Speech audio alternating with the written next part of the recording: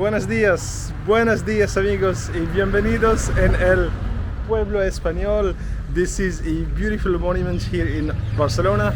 The weather is a beautiful 75 Fahrenheit, a little bit about 25 degrees C. It is December 31st, New Year Eve is here, and it does not feel. It's in fact the only place where you could see artists crafting their own creations with their hands. Like as in the old time, you'll also see a lot of colors, a lot of beautiful creations, tasty food of course, Picasso, Dali and Miro art inside. If you're excited, follow me.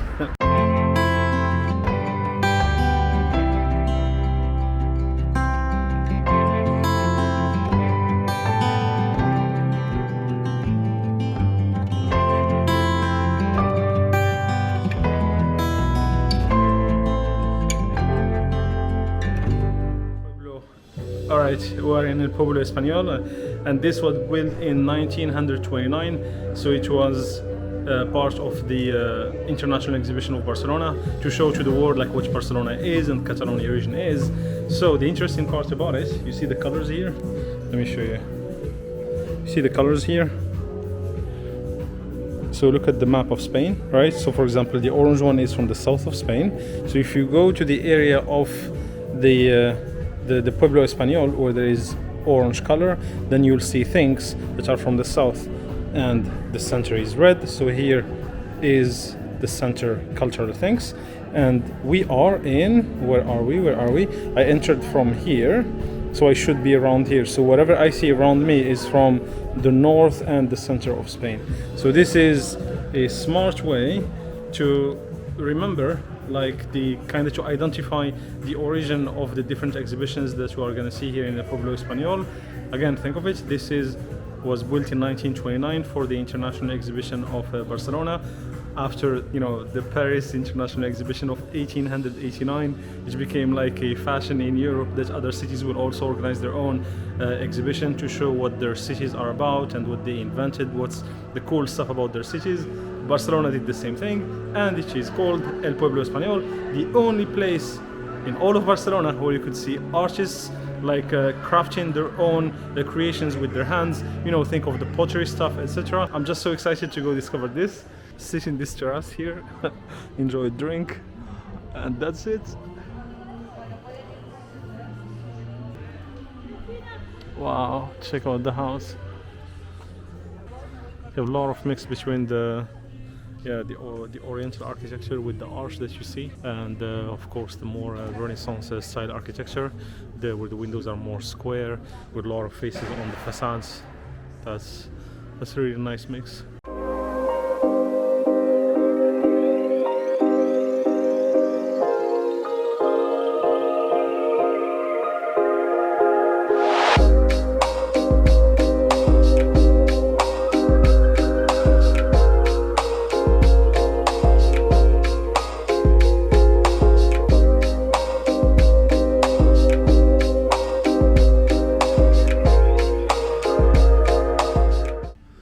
So this is La Fiesta. So this is where they have like festivities inside. Here it's like digital festivities here.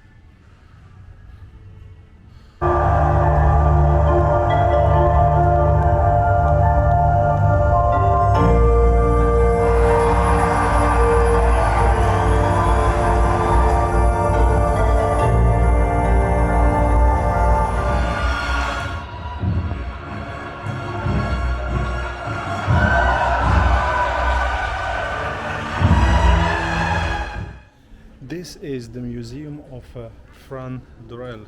You might be wondering what type of art is here. I have the answer for you. There is Pablo Picasso, Salvador Dali, Juan Miro, Antoni Tapias, and others.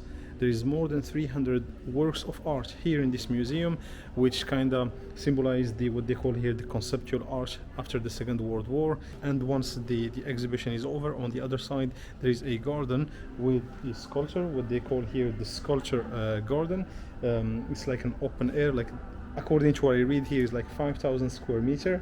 This is just insane to imagine it, and the art museum is beautiful. second correction, it's not Poble, it's Pueblo, and apparently it means the people or the village in the Catalan language, because here in Barcelona they speak Catalan, not Spanish. It may seem like same thing, but no, like I saw them written, they are quite different one from another one. So they are quite so I saw them both written, Spanish and Catalan, and they are quite different, like one from another. So let's go discover the museum. Want to see some Dali.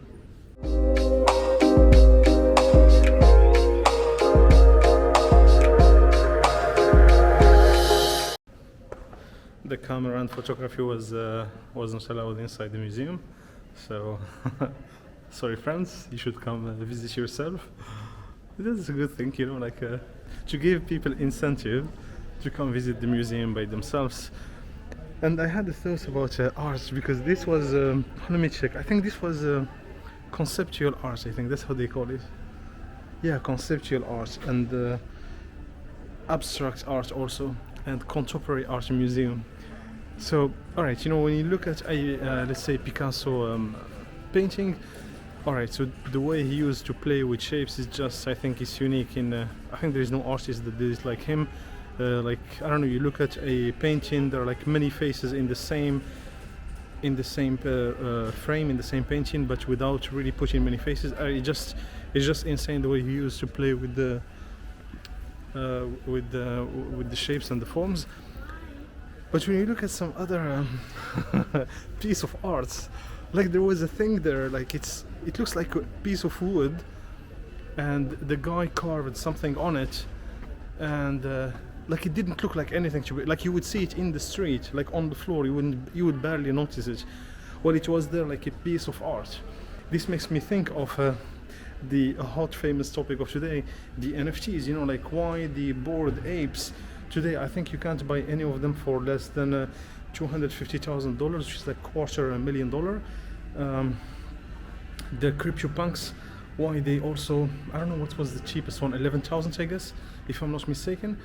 So why they costed that price? Well, I want to say the same thing. Why that piece of whatever they call it, like piece of wood that was hanged on the wall like art, and I'm not sure even how much it cost. Today that's less, I would say. I wouldn't say it's still possible to invite friends to your house, but I think what accelerated that transition of living online and living digital, it is definitely the famous event of COVID, where people would say, no, it's okay, I cannot invite 100 people to my house because it's COVID risk, etc. So let's hang around, you know, let's have a Zoom chat or a Skype meeting, etc. But you know, it's not really interactive. So why not now have something more immersive, something more virtual reality, and in that virtual reality space you will also wanna make it nice. Or I don't know, maybe the NFT will be just a hype and they will die very quick. Nobody knows. Same like I guess the first guys who started buying art paintings and like artworks, when the first guy who put $1 million on it, like he didn't know that later on it's going to be worth $100 million, for example. He may have lost all of his money. In fact, that kind of ground me in my, how to say, like in my investment strategy when it comes to the NFTs. Any cent I put on an NFT, I say to myself, are you okay losing it all? That gives me two advantages. The first one is, if I lose it, if that NFT goes like to like dust, like no value, I'm okay, because before to buy it I asked myself the question is, are you okay losing it?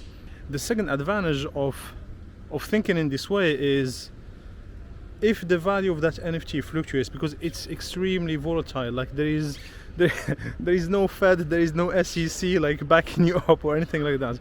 You put $1 million on an NFT, if it lost the value, then it's ciao, bye bye $1 million.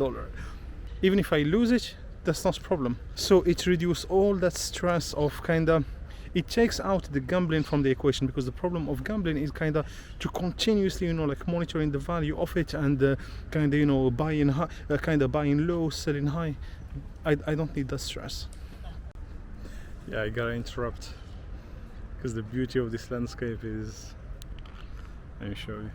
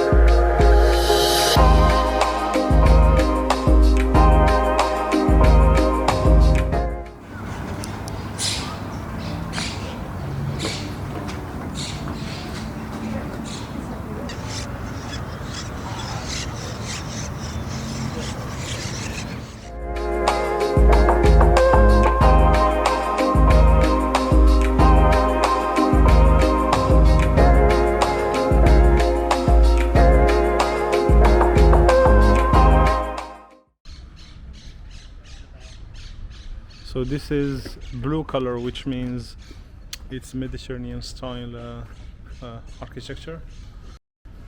Oh, there is a mural fresco that has barely stood the aging of the time, and that is beautiful.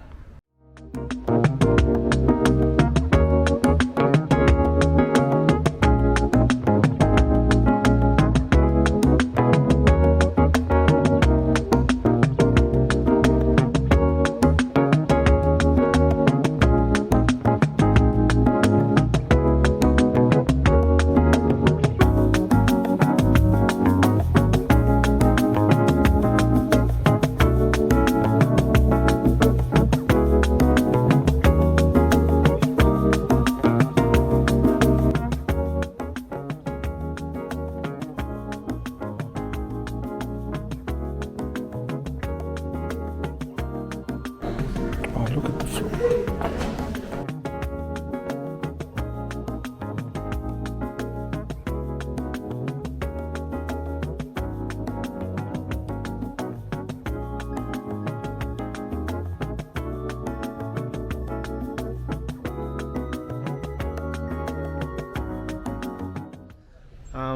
Going to the top of this hill, and this view, guys, is just beautiful. Check this out.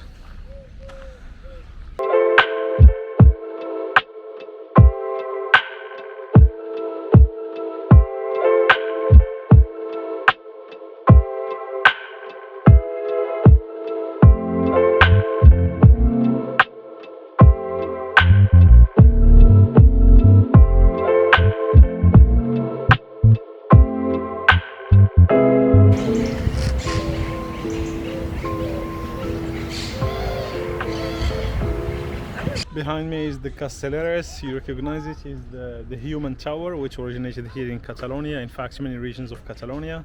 And if you could see here, usually they would put like the old guys at the foundation, and usually the guys that go to the top are, you know, like the youngest ones, because they're, you know, they're lighter, and it's not always a success. Sometimes everything falls, but yeah, this is there is a lot of festivals here in Catalonia where they would celebrate, you know, with these kind of human towers, castelleres, and yeah, actually that's what they are saying here. You see, it's it's even part of the UNESCO now, and it dates back to the 15th century, so the late 1400s.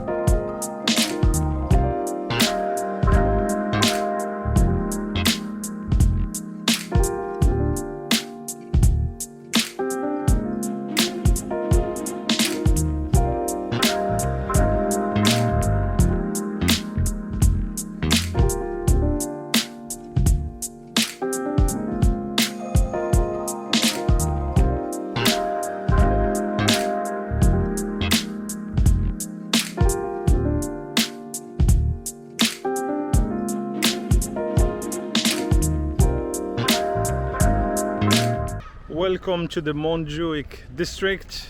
Behind me you see the National Museum of Art of Catalonia, and in front of it something that you can't miss when you come to Barcelona, and that is Plaza De Espana, the place that you see right there, and which is marked by the two towers. These are like two Venetian towers.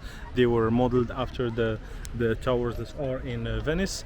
And again, the Plaza de Espana also was built for the International Exposition of Barcelona in 1929, same as El Pueblo de Espanol, same as El Pueblo Espanol. I'll pronounce it right one day. And now my mission is to climb up there. Let me show you. Right there. So that's where I need to go, because I want to have a better view over the city of Barcelona. All right, I need your help to make a choice. Let me show you. Escalator or stairs? Healthy or lazy? So let's burn those ice creams.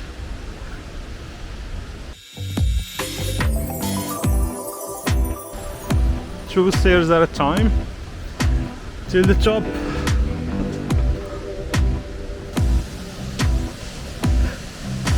Wow, the view is getting beautiful.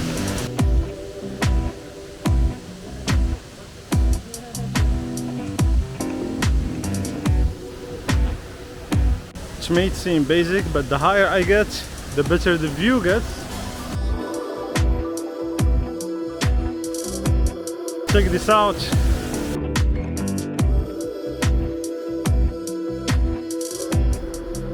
I feel I'm in California now.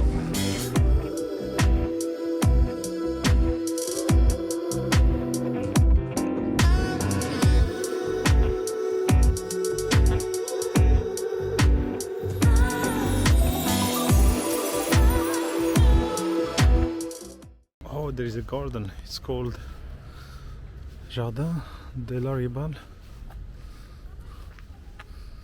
It looks big. Let's go check it out.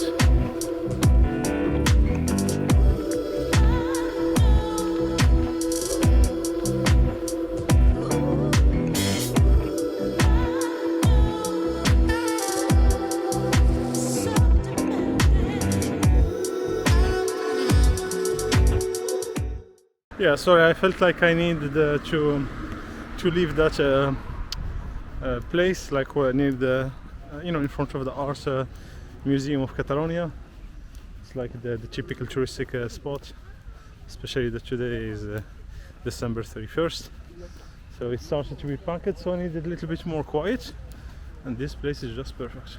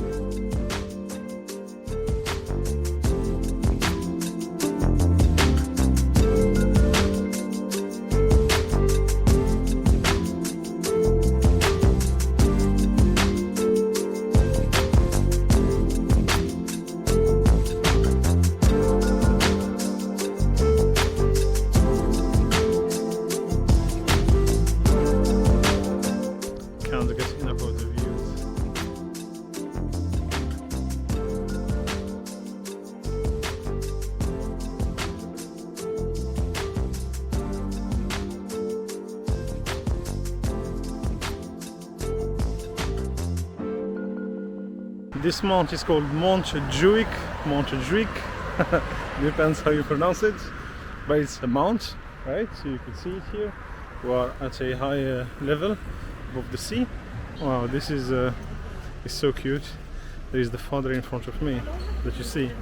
He's teaching his son how to play football, or what you call as soccer, and it's really beautiful. Like, he was explaining to him things, like how to shoot, where to shoot. That's the spirit of Barcelona. And actually the ball he was playing with was black ball, written on it Barca. I guess he's a Barca fan.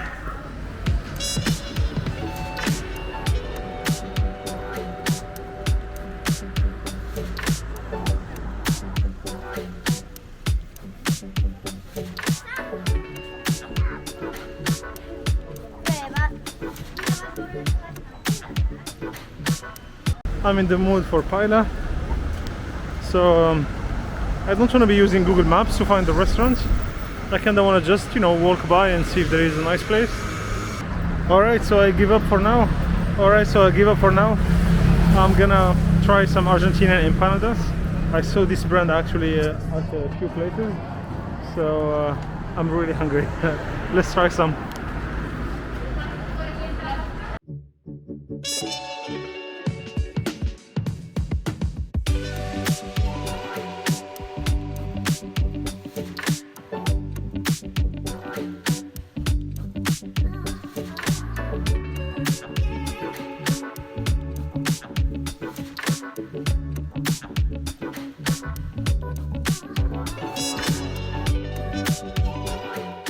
Alright, I saved myself for now because I'm so hungry. Here's what I got. Some empanadas. It smells so good. Let the celebrations start in Barcelona. It's even not 7 p.m. People are already partying. There it is.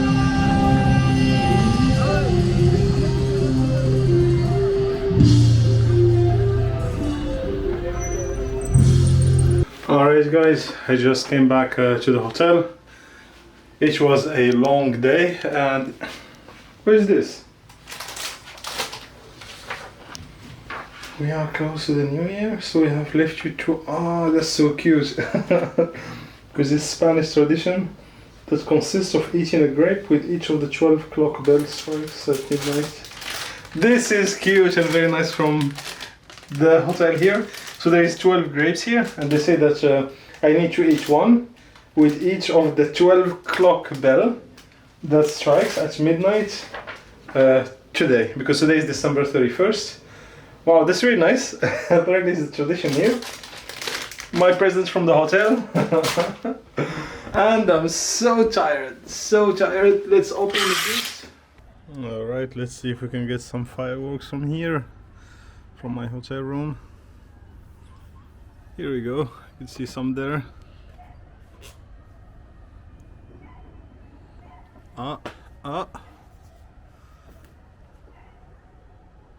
Happy New Year! It's midnight!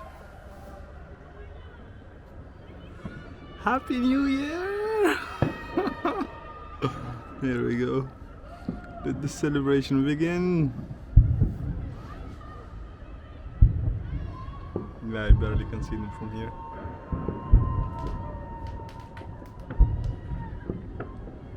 Yeah, I think there. Yeah, you could see them there.